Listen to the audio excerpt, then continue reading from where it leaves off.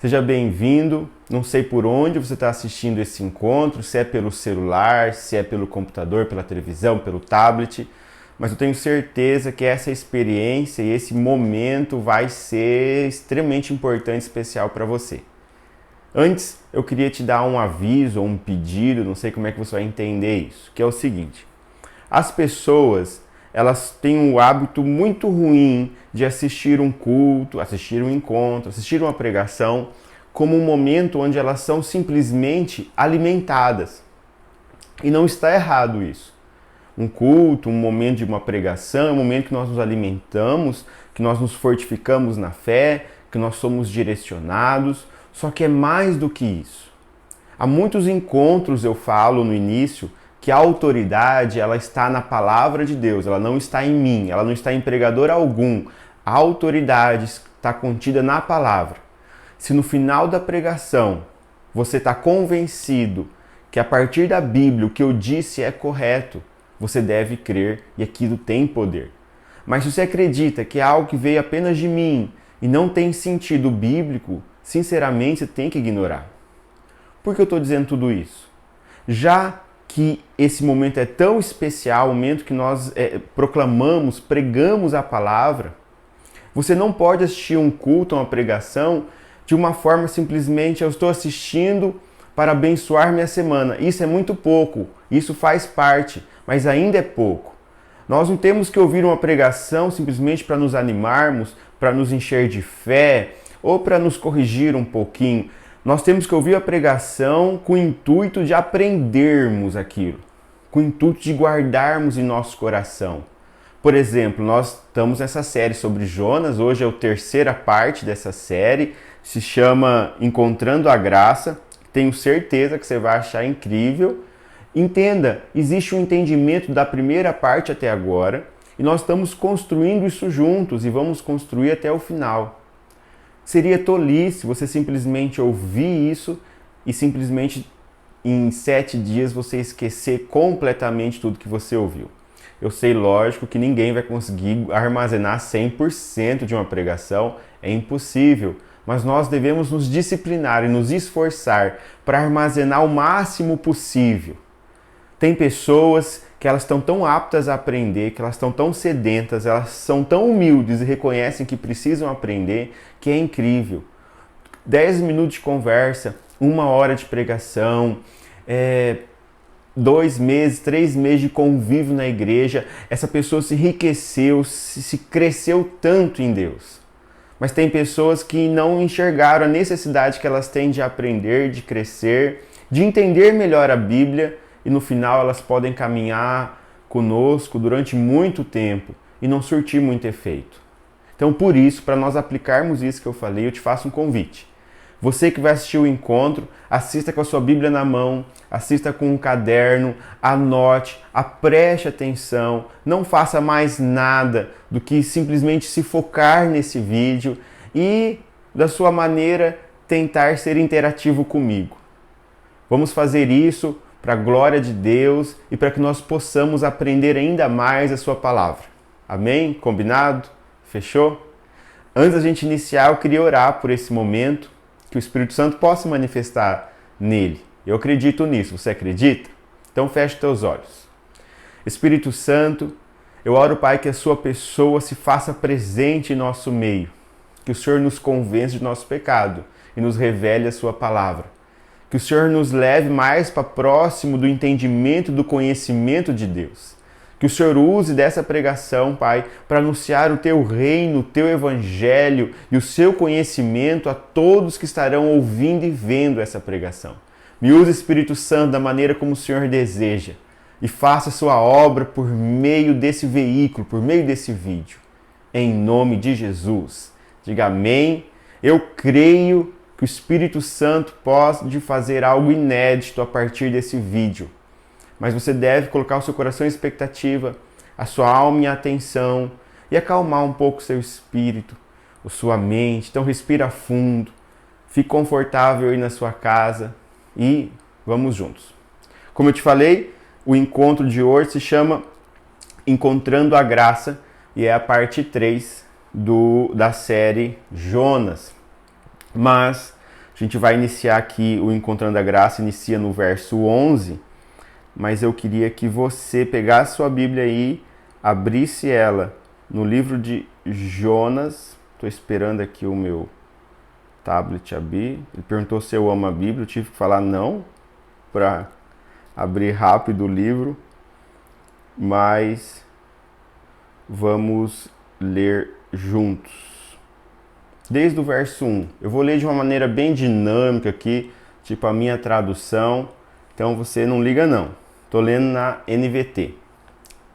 Jonas 1:1, eu só vou ler o 1:1, o verso 1, para a gente poder relembrar um pouquinho o que houve na parte 1, parte 2, e a gente inicia a parte 3, ok? Jonas, capítulo 1, verso 1, diz assim: O Senhor deu esta mensagem a Jonas, filho de Amitai: Apronte-se, vá à grande cidade de Nínive, anuncie o meu julgamento contra ela, pois vi como seu povo é perverso. Jonas se aprontou, foi na direção contrária, a fim de fugir do Senhor. Desceu ao porto de Jope, encontrou o navio que estava de partida para Tarso, comprou a passagem e embarcou para Tarso, a fim de fugir do Senhor. Deus manda Jonas ir para essa grande capital, e Jonas desobedeceu. Jonas foi para o porto, pegou um navio, era para ir por terra, foi para o mar, era para ir para leste, foi para o oeste, era para ir para uma grande capital, foi para o fim do mundo. Vocês lembram, né? E o Senhor, porém, enviou sobre o mar um vento forte, caiu uma tempestade tão violenta que o navio estava prestes a se despedaçar. Com muito medo, os marinheiros clamavam a seus deuses para que o socorressem. E lançavam a carga ao mar para deixar o navio mais leve. Como a gente viu, a desobediência, o pecado, ela culmina em uma tempestade. Não tem como, é ação e consequência. Enquanto isso, Jonas dormia profundamente no porão.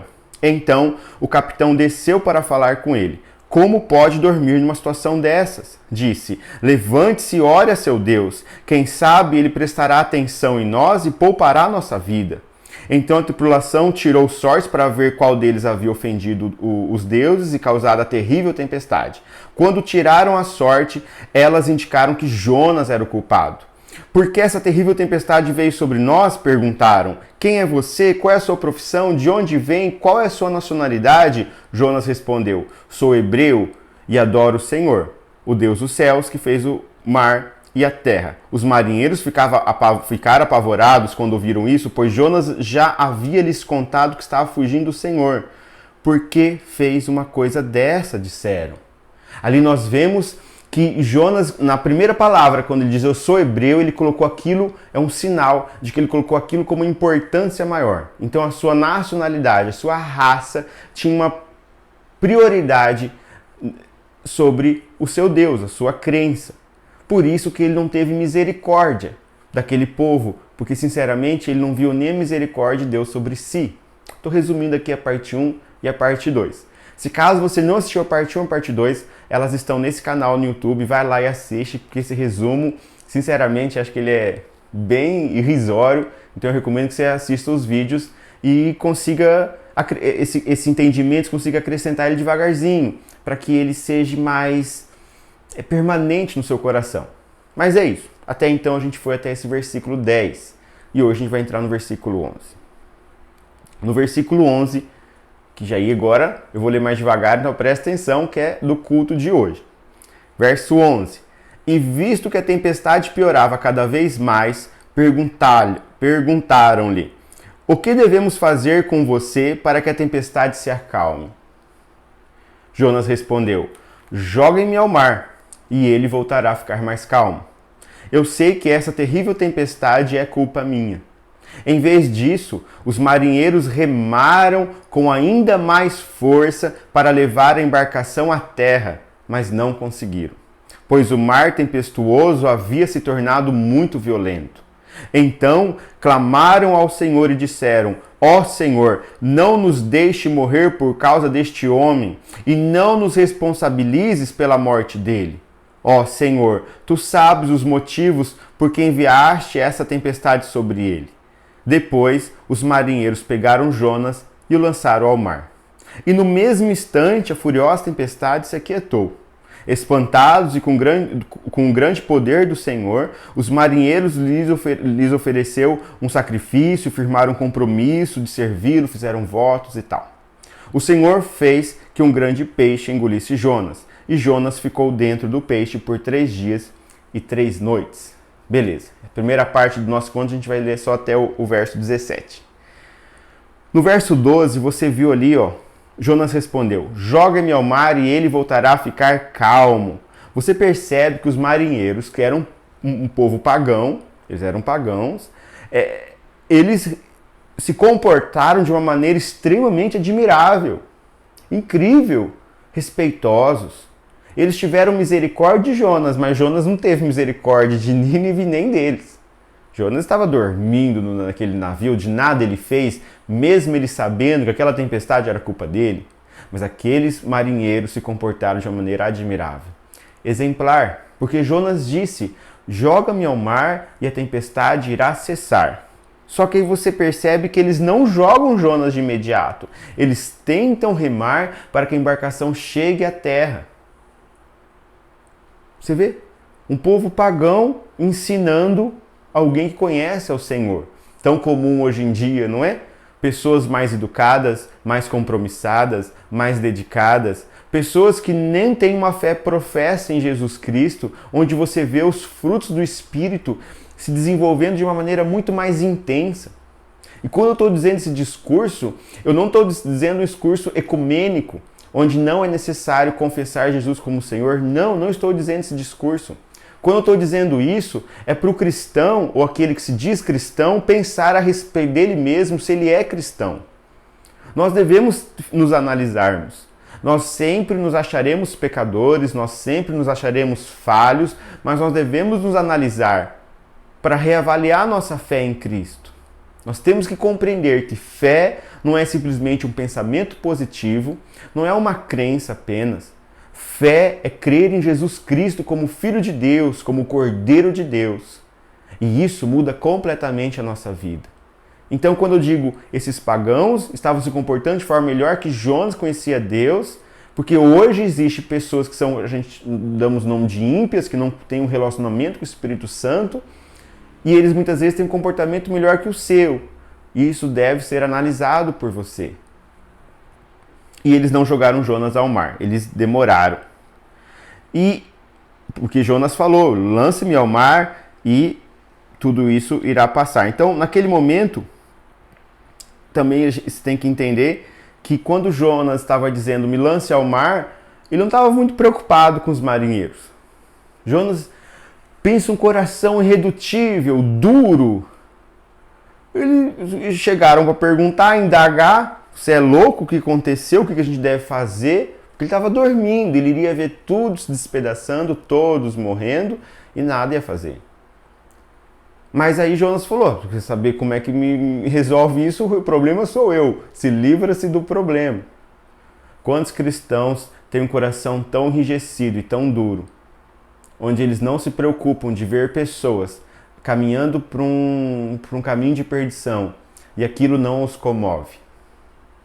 Quantos cristãos veem outro irmão passando necessidades, veem a igreja tendo necessidades, demandas, e ele não se importa, ele não se move para isso.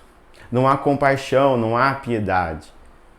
Aí a minha pergunta é: há fé em Jesus? Existe o cristianismo de fato? É um discípulo de Jesus? Isso nós devemos analisar. E um sinal de quando começamos a viver uma vida espiritual é quando a gente começa a ver uma vida espiritual de fato, é quando a gente consegue não pensar só em nós mesmos, mas pensar nos outros. Então ali você percebe que Jonas estava nem aí para ninguém. E você vê que vida espiritual nenhuma ele tinha, que fé falsa ele tinha. Ele não tinha encontrado a misericórdia de Deus, o amor de Deus e nada do tipo. Bom, e ele vê que os marinheiros nada fizeram para atrair a ira de Deus.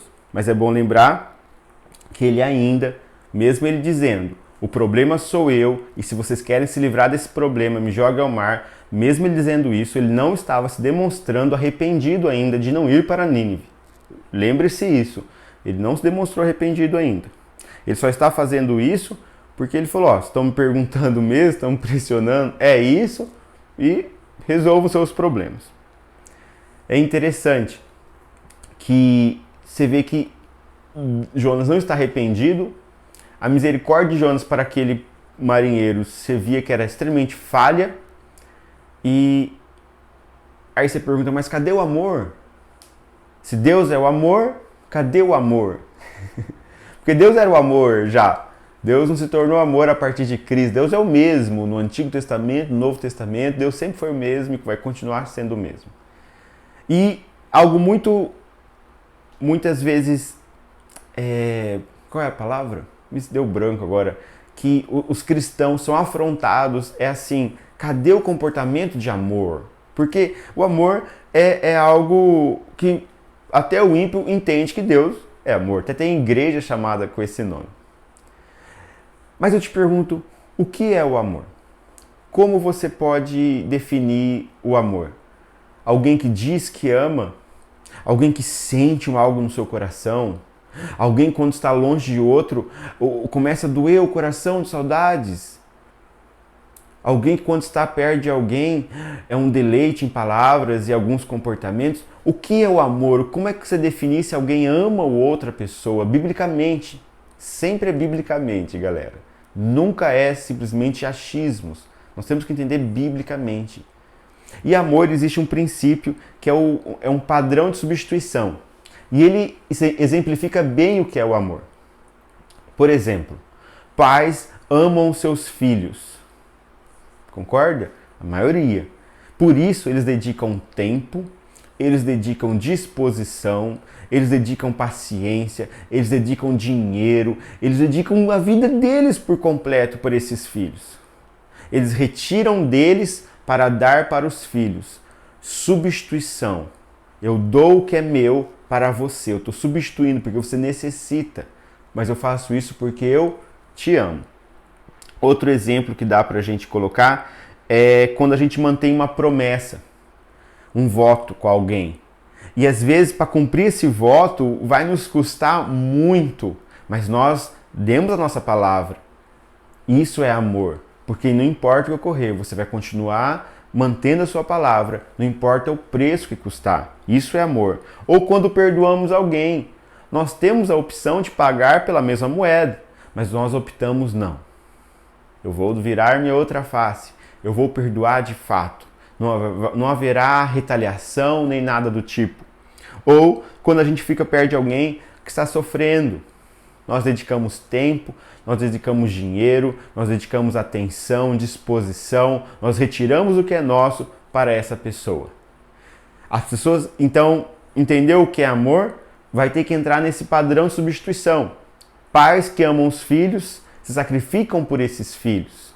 Filhos que amam os pais se sacrificam por esses pais. Esposas que amam seus esposos sacrificam por esses esposos e assim alternadamente. Isso é amor. Cristãos que amam a sua igreja, que amam a sua família espiritual, eles se sacrificam em favor deles. Isso é amor. O amor é quando nós diminuímos para que outra pessoa cresça. No entanto, não somos diminuídos enquanto amamos, mas nos tornamos mais fortes, mais sábios, mais felizes, mais profundos. Pergunte para o esposo ou para a esposa que ama. Pergunte para o pai, para o filho que ama. Pergunte para o cristão que ama a sua família espiritual. Pergunte para o cristão que ama aquele que não conhece a Cristo. Pergunte para essas pessoas que entregam as suas vidas e pergunte para elas se elas sentem mais diminuídas, oprimidas, rejeitadas, sem sentido na vida, perdidas. Não, elas são mais felizes, mais sábias, mais profundas. Jesus é o exemplo de substituição. Jesus é o nosso exemplo de vida. Ele é o nosso Salvador, mas ele é nosso exemplo. Se ele agiu dessa forma, por que teimamos em agir? Temos medo de falar até um eu te amo, temos medo de criar compromisso, temos medo de nos comprometermos. Cadê esse amor?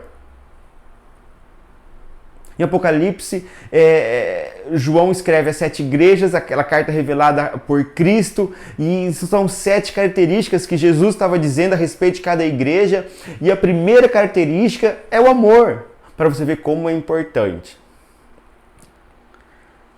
Então não tenha medo. de se substituir para outra pessoa. Esse é o padrão do amor verdadeiro. E não o suposto amor que usa os outros para atender às suas necessidades ou sua realização pessoal. Esse amor de usar o outro, Não. O verdadeiro amor não busca interesses próprios a si, mas é o ao outro. Deus nos amou assim quando veio ao mundo Jesus, mas como somos a imagem de Deus, da mesma forma Ele quer que nós amemos a nós mesmos.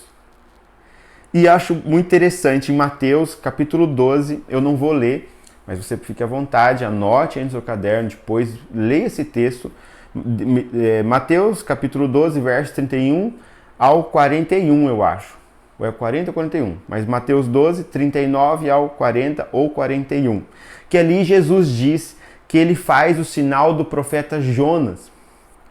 Mas ele diz também que ele é maior que Jonas. Como assim? Jonas, naquele momento, ele é lançado nas águas e o mar cessa. Concorda comigo? E ele fica 3 dias e 3 noites dentro do peixe.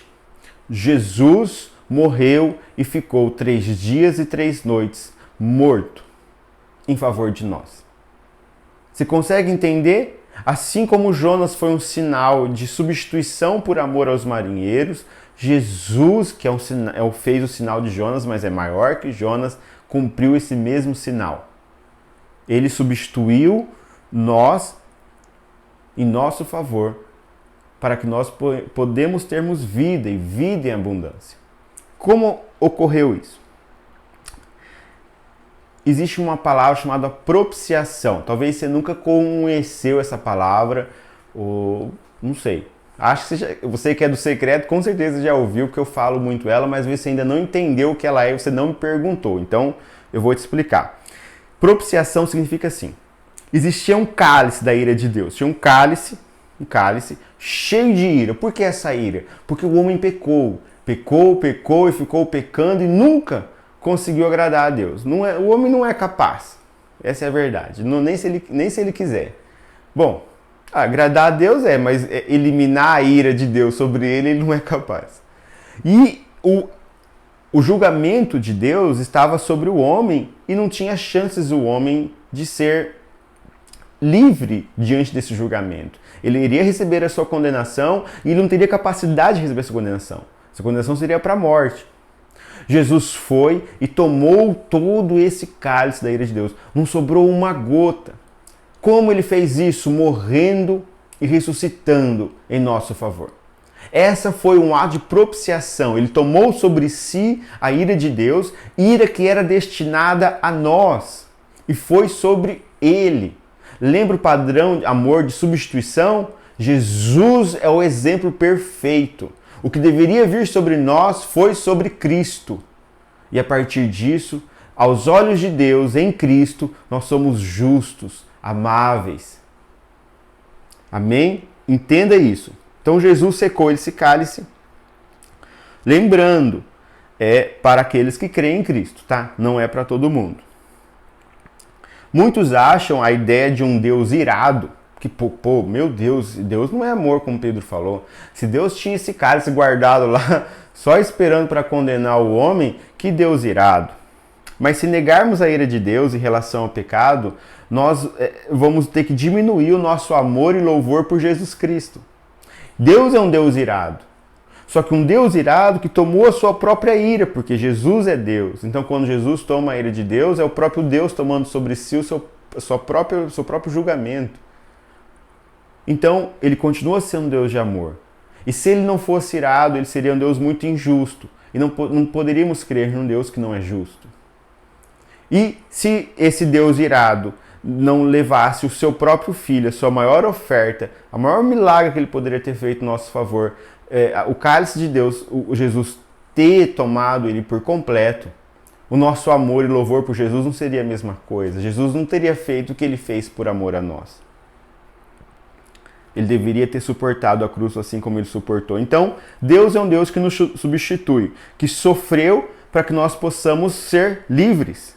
É um Deus que a gente pode confiar. É um Deus que já demonstrou o seu amor por nós. A gente não precisa pedir para Deus, Deus me dá um sinal, Porque esse sinal, como Jesus disse, eu estou dando o sinal de Jonas e eu sou maior que Jonas, já é o sinal suficiente. Nós não precisamos de sinal para crer no amor de Deus, para confiarmos na palavra de Deus, para descansarmos em Deus. Não há necessidade de sinal. A palavra de Deus é suficiente.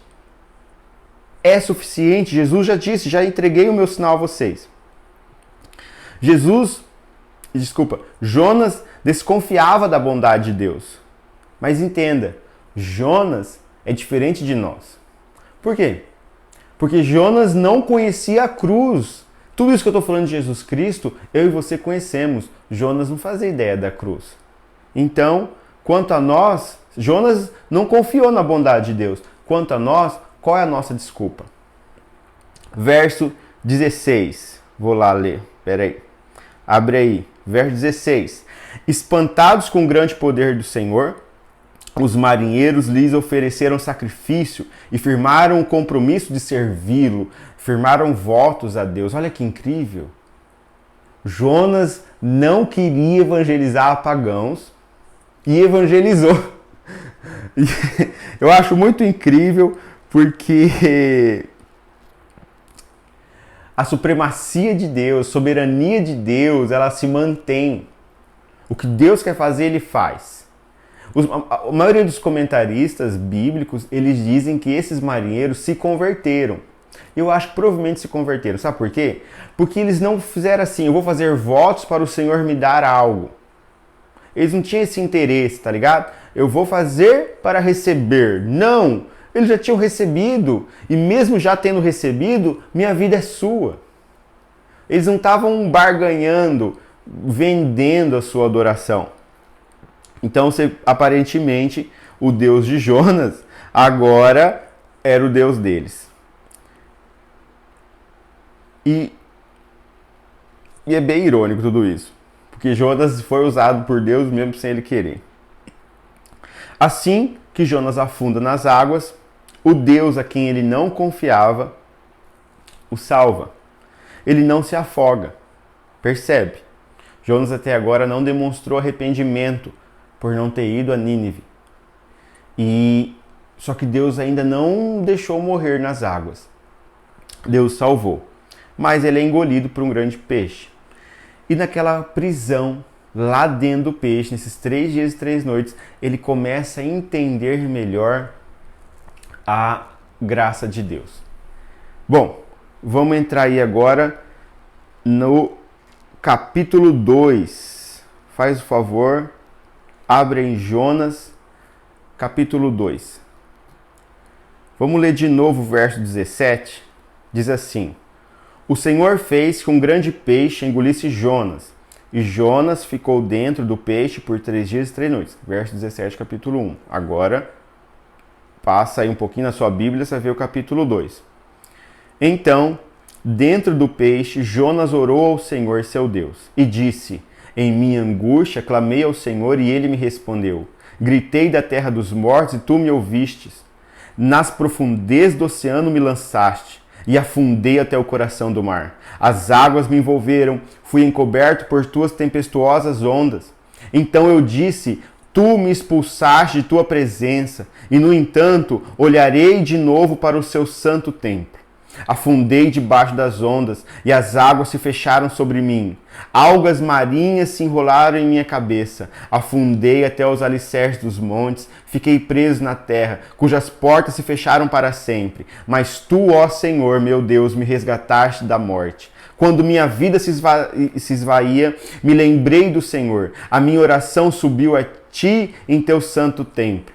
Os que adoram falsos deuses dão as costas para as misericórdias de Deus. Eu, porém, oferecerei sacrifícios a ti com cânticos de gratidão e cumprirei todos os meus votos, pois somente do Senhor vem o livramento. Então o Senhor ordenou que o peixe vomitasse Jonas na praia. Uau! Rapidinho esses 3 dias e 3 noites, né? Vamos lá. Talvez esse seja o ápice da pregação até aqui. Tudo foi muito importante. Nós vemos o que o amor, esse princípio de substituição. Nós vimos que a soberania de Deus ela é existente, aqueles marinheiros aparentemente foram salvos, creram no Senhor. E agora Jonas é engolido sobre o peixe, ele ora a Deus e o peixe vomita ele. Essa circunstância da vida de Jonas compreende que tudo isso que está acontecendo com ele, ele não obedeceu, fugiu, e a partir desse pecado de desobediência veio uma tempestade sobre ele. A partir de então, tudo aquilo que ocorreu no barco, como você já sabe, ele foi jogado ao mar. Pensa, não era o dia de sorte dele. Aquele era o dia, uma circunstância muito ruim. E ali ele cai na água. Mas Deus misericordiosamente não deixa ele morrer, mas um peixe o engole e faz ele ficar vivo. As águas não o mataram, afogado. Nós aprendemos muito nas circunstâncias de nossas vidas, assim como Jonas. As lições mais importantes que aprendemos, se você for se lembrar, foram nos momentos mais difíceis. Muitos momentos difíceis que você passou, até pecados que você cometeu, que resultaram em tempestades. Se você olha para trás e ainda fala assim, poxa, se eu voltasse para trás eu faria diferente. Isso é louvável. Aparentemente você se arrependeu, se você não faz pecado ainda hoje. Mas se você olha para trás e diz, eu poderia mudar todo o curso da minha vida por decisões diferentes, isso provavelmente demonstra arrependimento e isso é bom. Tem pessoas que costumam dizer, eu não me arrependo de nada, o que eu fiz, tudo eu aprendi. Tudo bem, realmente, as circunstâncias ruins elas nos ensinam. Mas sinceramente, do fundo do coração, se a pessoa voltasse atrás com o entendimento que ela tem hoje, provavelmente ela não repetiria se assim ela se arrependeu. Então as circunstâncias nos ensinam. E realmente são as circunstâncias mais difíceis, não são as mais fáceis. As lições mais importantes que aprendemos na vida são resultantes da mais pura e simples misericórdia de Deus. Quando realmente nós só dependemos de Deus. São aqueles eventos difíceis, mas que depois renderam benefícios em nossa vida, além do que poderíamos prever. O grande peixe foi um exemplo perfeito dessa misericórdia de Deus. Sabe, quando nós olhamos para trás e nós vemos, eu não era merecedor ainda, eu recebi de Deus isso, é pela graça de Deus, a partir da nossa salvação, que é pela graça, e a partir de nossa família, e de tudo que nós temos, e de todo o entendimento que nós temos de Jesus. Eu não sei como é que é a sua vida, mas eu creio que boa parte dela você sabe que você não tem porque você merece, mas você tem porque é Deus que te deu. Eu espero que essa seja uma verdade. Espero que você não coloque sobre os teus ombros e com orgulho diga, tudo que eu conquistei, tudo que eu sou e tudo que eu tenho é graças ao meu trabalho e meu suor. Sou uma pessoa muito infeliz se você acredita nisso.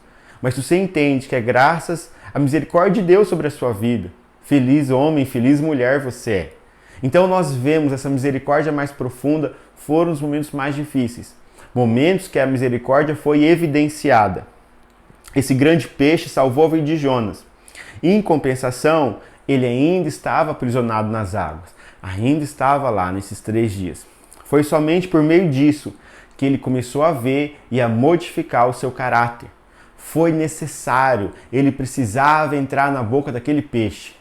Se você está passando por uma circunstância muito difícil, que é um desafio muito grande a você, que você está se conflitando muito com a sua carne, com as suas vontades, que a palavra de Deus ela tem te confrontado de tal forma que tem te deixado até triste, que é uma tristeza que o Espírito Santo pode trazer sobre você. Muitas vezes tem até duvidado da tua salvação, você tem duvidado de muitas coisas, porque está passando por uma situação bastante conflitante, ou dentro de você, ou fora de você. Fique calmo, confie em Deus, porque tudo isso tem um bem. Tem um exemplo que eu coloquei da J.K. Rowling. Ela é a autora da série Harry Potter. Ela é muito famosa, eu acho que ela é uma das mulheres mais ricas da Grã-Bretanha. E eu vou falar uma frase dela. É exatamente a frase dela, então eu vou ler. Então presta atenção. Abre aspas. J.K. dizendo: havia fracassado em proporções épicas. Um casamento extraordinariamente curto havia terminado. E lá estava eu, desempregada, mãe solteira e tão pobre quanto é possível ser na Grã-Bretanha de hoje sem se tornar um sem-teto. Eu comecei a dirigir toda a minha energia para terminar a única tarefa que importava para mim. Se de fato tivesse conseguido ser bem-sucedido em qualquer outra coisa, talvez nunca tivesse encontrado determinação para ter sucesso na única área, que é a da escrita, que acreditei que eu realmente pertencia. Porque quando ela viu que ela estava realmente no... Eu vou usar uma expressão aqui, mas eu não posso. Que ela estava bem ferrada, aí ela, toda a força dela, tudo que ela dispunha, ela estava extremamente pobre realmente, ela decidiu escrever a série que deixou ela multimilionária. Em resumo, ela diz que o sucesso dela foi construído sobre os seus fracassos, assim como Jonas. Ali ele começa a ficar parcialmente, você vai entender depois quando eu estou dizendo isso, mas ele está parcialmente arrependido. Ele está encontrando a graça, mas foi necessário tudo isso, a tempestade e o grande peixe. Outros exemplos que passaram também por situações extremamente difíceis foi Jacó, Abraão, José, Davi, Elias, Pedro. Todos eles tornaram-se livres, tornaram-se poderosos em Deus. Só que por quê?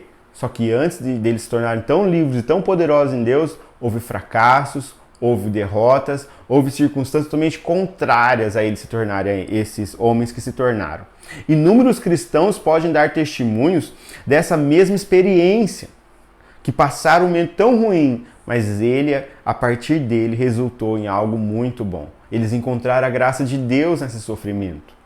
Somente quando chegaram ao fundo do poço, muitas pessoas, quando tudo desmoronou, quando todos os seus esquemas de recursos estão falidos e exauridos, é que finalmente essas pessoas se abriram para aprender em como depender completamente de Deus.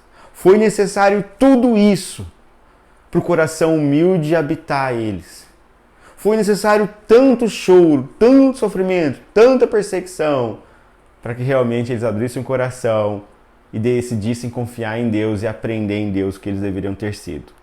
Como você costuma dizer, é muito comum isso, é um chavão na igreja.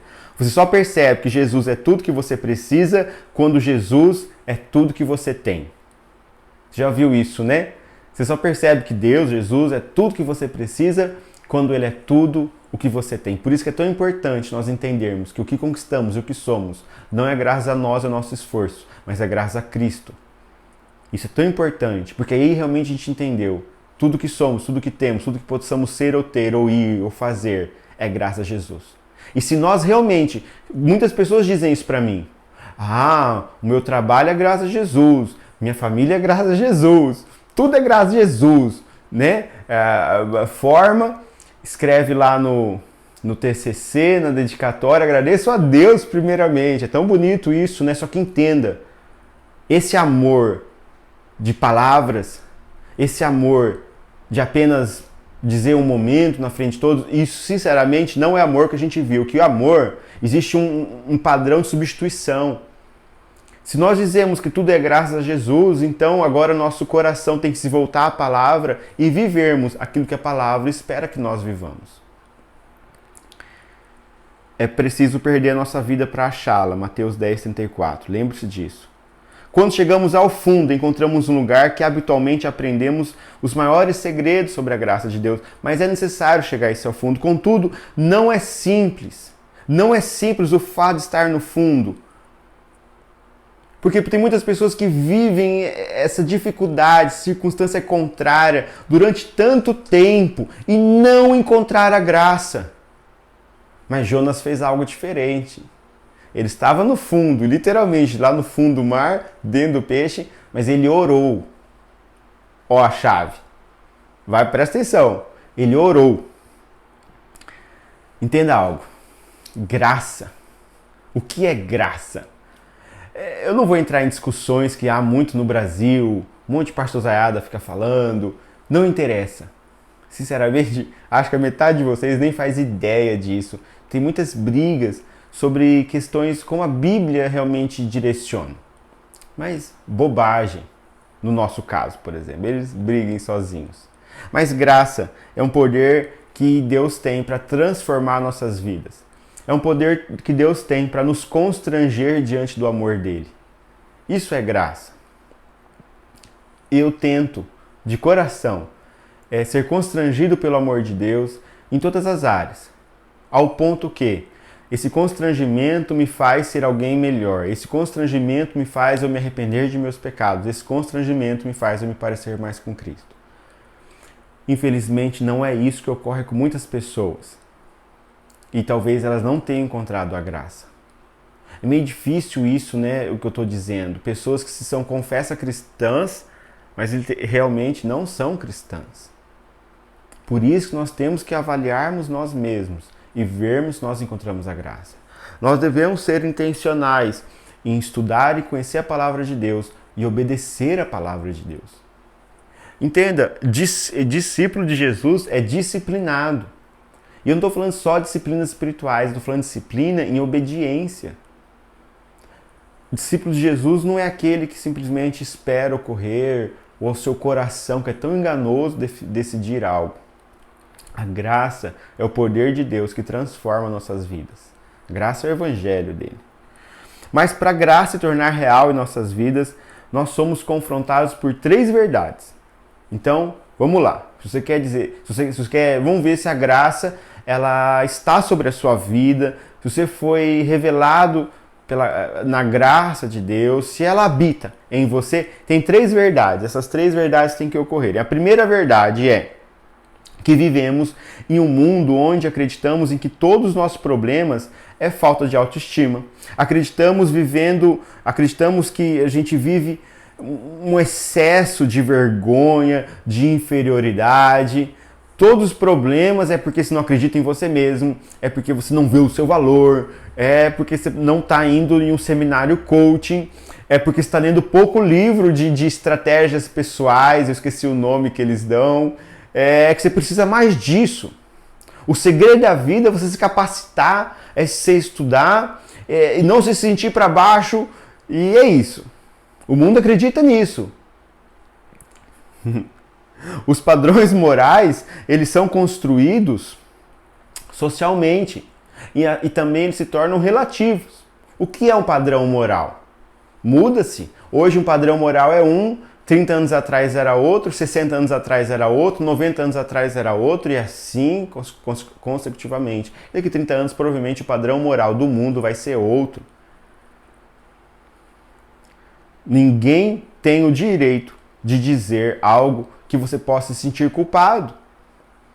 Hoje eu não vou entrar em tantos detalhes, mas se você fala uma questão bíblica, que é uma verdade para o cristão, se ele não acredita na palavra de Deus como palavra de Deus, a Bíblia como palavra de Deus, sinceramente ele tem que reavaliar mesmo, aí é com urgência a sua fé, mas hoje verdades bíblicas são ofensivas e nós não temos o direito, eu concordo, nós não podemos ficar enfiando na cara de ninguém algo que a pessoa nem pediu, mas entre os cristãos, pelo menos, ou com educação e gentileza, nós devemos sim apresentar a verdade às pessoas. Não querendo que elas vivam exatamente como nós vivemos, não é isso, não é sermos religiosos, fariseus no caso, não, mas é simplesmente apresentando a verdade. E para aquele que está crescendo em maturidade, apresentando cada vez mais. Mas não, hoje isso se torna uma ofensa e você não pode deixar ninguém se sentir culpado ou culpada. A mensagem bíblica que nós somos pecadores e culpados é opressora. Aí entra um pouco a teologia coaching. Você não pode ser culpado, você não pode ser pecador, porque isso é muito opressão. Meu irmão, então eu não sei o que acontece, mas a Bíblia nos leva a esse entendimento frequentemente. Isso no Novo Testamento. Parece que quem tem uma mensagem que mostra que você é pecador, parece que é uma mensagem má e perigosa, fundamentalista. Entende? Essa palavra fundamentalista, ele foi usado numa das, vou falar revolução, uns movimentos evangélicos, cristãos, protestantes, foi usado fundamentalistas. Só que não era, hoje essa palavra virou muito pejorativa, virou muito negativa, mas fundamentalista não é negativo. Fundamentalista ele está dizendo a questão da palavra, ser fundamentalista, ser ortodoxo, ser o que a Bíblia diz que é. E hoje se tornou algo bastante problemático isso. A mensagem da graça acaba sendo, diante de tudo isso, desnecessária em nosso mundo. Volto a dizer, não estou dizendo que nós não precisamos estudar desenvolvimento pessoal. Não, devemos, é bom. Não estou dizendo que a mensagem deve ser apenas nos dizendo quando somos pecadores e culpados. Não. Também devemos entender que ao mesmo tempo que somos pecadores e culpados, somos amados e justos em Cristo Jesus. Não estou dizendo que nós vamos desrespeitar todas as pessoas porque elas não estão em nosso padrão moral cristão. Não, de jeito nenhum. Volto a dizer, não estou sendo o outro extremo, de jeito nenhum. Mas o problema é que essas vertentes elas vêm com tanta força e, sinceramente, a graça não é necessário para quem entende tudo isso. Se você não é culpado, se você não é pecador, se você só depende da sua autoestima e do seu bom desenvolvimento pessoal, se o seu padrão moral é suficiente, para que a graça? Para que o sacrifício de Jesus? Não teria sentido. Jonas entendeu lá dentro do peixe, quando ele estava orando a Deus, que ele merecia a ira divina. Então a primeira verdade é essa. A gente deve entender que a gente merece a ira, que nós realmente somos culpados e pecadores e precisamos da graça de Deus. A segunda verdade é que é necessário nós entendermos que nós sozinhos não podemos nos purificar e mudar quem somos. A nossa cultura é muito terapêutica, é muito tecnológica, ela acredita que a gente pode consertar tudo sozinho, existem várias ferramentas, procedimentos, e realmente existem, eles devem ser usados, só que sinceramente, para justificar o homem, não tem o que possa ser feito, só Jesus. É um sacrifício que você não vai conseguir. Você pode se esforçar muito moralmente para ser a melhor pessoa do mundo, você não vai conseguir. Jonas entendeu que estava condenado e permanentemente barrado por seu pecado de rebelião a Deus. E não havia nenhuma forma possível de abrir os portões por si mesmo ou de pagar a sua dívida. Isso é entender a graça. Só Jesus é suficiente para pagar a nossa dívida. Só Jesus é capaz de beber aquele cálice da ira de Deus. Só Jesus. Por mais que possamos sermos bons, é reconhecer Jesus. Parece uma coisa um pouco tola, eu reconheço Jesus. Só que quem reconhece Jesus, reconhece a Bíblia. Não tem sentido você conhecer esse Jesus, se você não acredita na Bíblia como a sua doutrina, a sua bússola, a vontade de Deus expressa. Se você não compreende isso, sinceramente, esse Jesus que você criou é um Jesus que você criou, literalmente, não é o Jesus Filho de Deus. A doutrina da graça só ocorre se admitirmos que não podemos salvar a nós mesmos. E a terceira verdade, que devemos compreender, se quisermos entender a graça de uma maneira transformadora, nós precisamos entender o alto custo dessa salvação que Deus proveu para nós. Somente a morte de outro pôde assegurar o nosso perdão. Somente a morte de Jesus. Lembra? Padrão de substituição de amor foi necessário. Ali em Jonas, ele não tinha esse entendimento. O padrão era um animal, era uma oferta de outro material, mas séculos mais tarde eles viram que sangue de animal nenhum era suficiente e tinha que ser o sangue do Filho de Deus para poder justificar todos os homens que assim creem nele como Senhor e Salvador. O sacrifício de Jesus é definitivo e único. Hoje ele é o nosso sumo sacerdote. Ele ofereceu ele mesmo como sacrifício. Só que é um sacrifício único. Agora ele está sentado, descansando e governando à direita de Deus Pai. Governando por meio do Espírito Santo e por meio da igreja. Compreenda? Sacrifício único. A graça de Deus se torna maravilhosa, infinitamente consoladora, bela, quando acreditamos nela plenamente. Mas temos que acreditar nessas três verdades. Amém? Essas três verdades têm que estar claras no seu coração.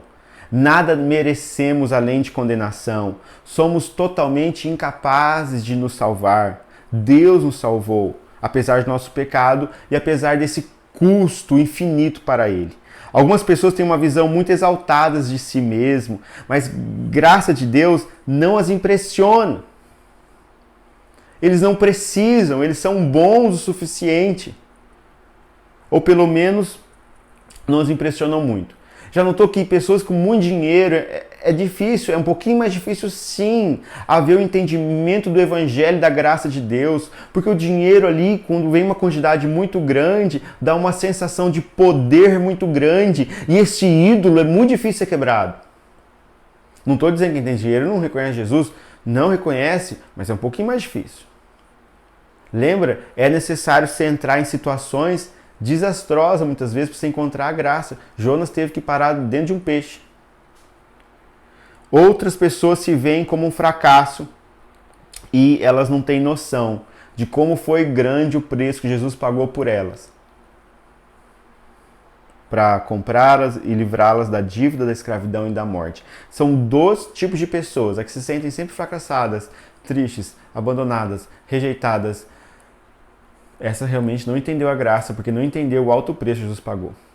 E as pessoas que se sentem extremamente exaltadas sobre si mesmo, elas não vão entender muito. Por isso que elas não conseguem ver a graça de Deus. E outra coisa, a graça de Deus ela é muito difícil ser vista nos pontos altos de nossa vida. Sabe quando está tudo bem, nosso sonho está sendo realizado? Normalmente é muito difícil ver a graça. Só vai ver a graça a pessoa que realmente já é convertida. Aí ela vai ver, ó, a graça de Deus está sendo manifesta, porque Ele está me oferecendo tudo isso. Mas normalmente a pessoa que não conhece a Deus não tem uma conversão de fato, não tem uma fidelidade à palavra dele. Essa pessoa nos momentos altos, nos pontos altos, ela não vai conseguir ver a graça. Mas nos baixos sim. Nenhum coração humano consegue aprender o quanto é pecaminoso e impotente só por ouvir, sabe? Não dá. Essas coisas elas têm que ser mostradas. Se a graça não for a única esperança, ninguém vai acreditar nela. Quando acontece alguma coisa um pouco chata, ruim, desastrosa, abominável na vida de alguém, eu estou sendo muito sincero a vocês, eu não me apavoro, porque está no controle de Deus e tudo aquilo tem um bem. Já aconteceu pessoas próximas de mim viverem situações extremamente conflituosas, tristes. E sério, quando eu fiquei sabendo, eu fiquei até alegre, porque eu falei, a partir disso o Senhor vai se revelar. E sabe o que aconteceu? O Senhor se revelou. É necessário, quase todas as pessoas, entrarem na boca do peixe para entenderem a graça de Deus. Circunstâncias difíceis, conhecimento bíblico e oração, essas três coisas constantes, nos faz entender a graça maravilhosa de Jesus Cristo. Lembrando que nós não entendemos de uma vez para sempre. Esse entendimento, essa revelação, ela é progressiva e ela vai sendo acrescida cada dia mais. Então, se você quer aprender mais, entender mais a graça de Deus, saiba que Ele vai usar os momentos difíceis, que Ele vai usar o conhecimento bíblico e a vida de oração. Ele precisa dessas três coisas. Jonas começa uma nova vida em Deus a partir dali. Ele é vomitado pelo peixe na praia. E a história é totalmente redirecionada. Milagres aconteceram. Quando uma pessoa reconhece o seu pecado e confessa diante a Deus, ela recebe essa graça de fato. O relacionamento entre Deus, antes corrompido, agora foi restaurado na vida de Jonas. Essa é a verdadeira libertação e não a libertação do peixe. Ali não importa muito como Jonas foi salvo, a sua vida material, mas sim ali aparentemente a sua vida eterna pode ter sido salva. No verso 9, Jonas disse que a salvação vem somente do Senhor. Vamos lá ler. Estou no fim do encontro. Jonas diz no verso 9, capítulo 2: Eu, porém, oferecerei sacrifícios a ti com cântico de gratidão e cumprirei todos os meus votos, pois somente do Senhor vem o livramento. Mas lê também o 8, vou falar sobre ele. Ali Jonas estava dizendo, né? Virei crente de fato. Mas vai no 8. Os que adoram falsos deuses dão as costas para as misericórdias de Deus. E eu queria falar sobre isso para a gente encerrar o encontro. Você entendeu que Jonas, ele entendeu que ele foi salvo por uma ação de Deus. Ele entendeu que não dependia dele, porque realmente ele clamou, ele reconheceu o seu pecado, um pouco parcialmente. Você já vai entender por quê. Ele entendeu que é Deus que salva mesmo, que ele entendeu que ele não pode salvar a ele mesmo. Ele entendeu o evangelho, que hoje nós temos bem mais ciência desse evangelho que ele tinha. Mas por que eu digo que ele está parcialmente arrependido? E quero finalizar o encontro com isso. Ele diz assim, que quem adora ídolos não poderia servir a Deus. Você viu? O cara, mesmo acontecendo tudo isso, ele ainda é legalista. Mesmo acontecendo tudo isso, ele é religioso. Mesmo acontecendo tudo isso, ele ainda não tem muita misericórdia do outro. Ele não entendeu muito bem a graça. Se fosse o nosso caso, ele precisa mais de conhecimento bíblico, mais de vídeo de oração e mais sofrimento. Porque ele não entendeu. Essa afirmação não está correta. Porque ela demonstra que ele ainda não tem um senso, essa afirmação demonstra que ele tem um senso de superioridade, de justiça própria. Porque você vai ver, eu não sei se você já leu Jonas inteiro, mas ele ainda vai explodir de raiva com Deus. Calma que ainda não acabou, tem que até o capítulo 4, a gente entrou no 2 hoje. Porque Jonas ainda vê os povos pagãos como inferiores. Ele ainda, como ele diz, aquele que é idólatra não pode servir a Deus. Só que ele via os ídolos dos pagãos como abomináveis. Não, aqueles ídolos não podem ser aceitos, não tem sentido, não tem condições. Mas ele não via os ídolos mais sutis em sua própria vida. Lembra que a gente falou que os deuses, os ídolos que colocamos à frente de Deus, muitos deles, eles não têm cara de pecado, porque eles nem são pecado. São conforto, descanso, família, não é? Não são nada disso é pecado. Mas no final, o homem com seu coração pecaminoso torna isso, todas essas coisas, pecado. Então o Jonas via os ídolos dos pagãos como abomináveis, mas os ídolos dele, não, sutis, inofensivos. Mas ele não entende que, da mesma forma que ele recebeu a graça de Deus, essas outras pessoas também podem receber.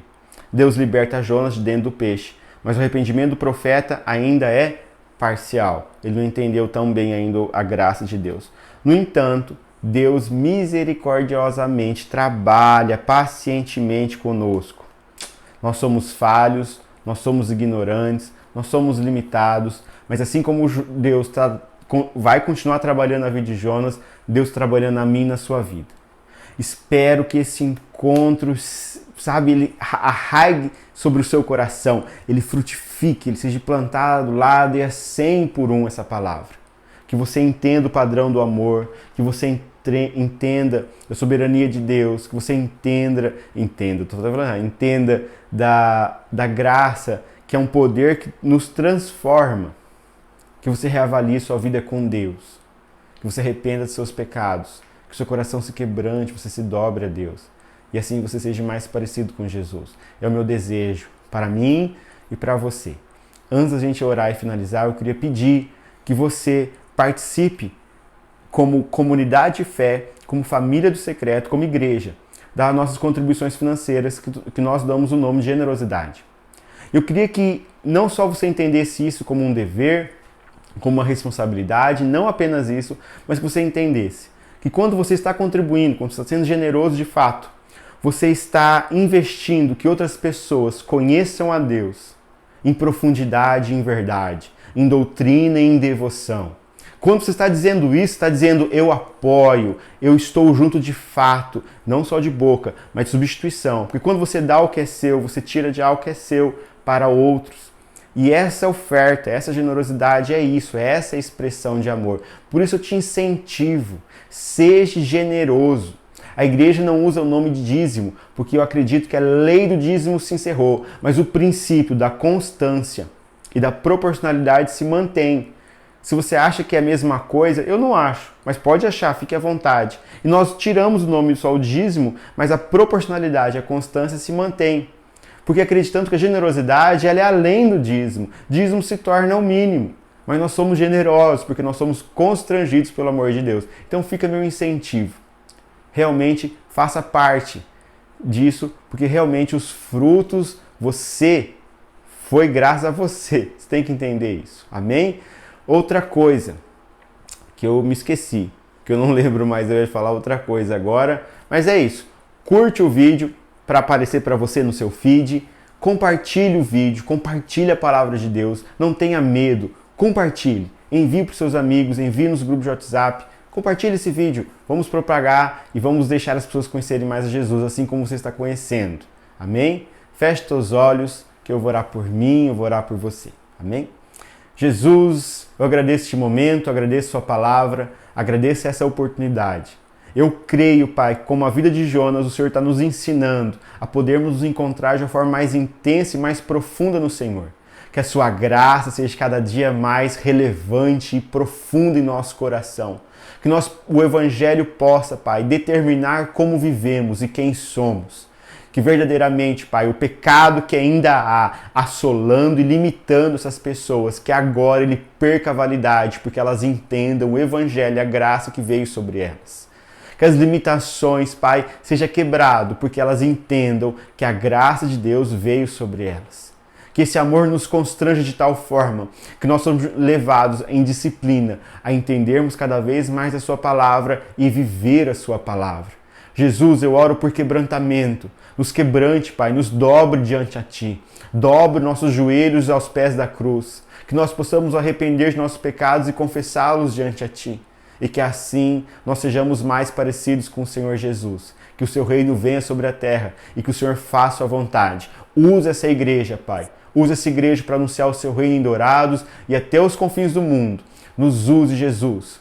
Nós te amamos não como devemos e não como o Senhor nos ama, mas nós te amamos. Obrigado, Jesus, por tudo. Que o Senhor abençoe cada um que estiver assistindo, cada um e a sua casa. Que a graça e o favor de Jesus os acompanhem hoje e sempre. Em nome de Jesus, diga amém. Foi um prazer estar contigo. Até domingo que vem, às 5 da tarde.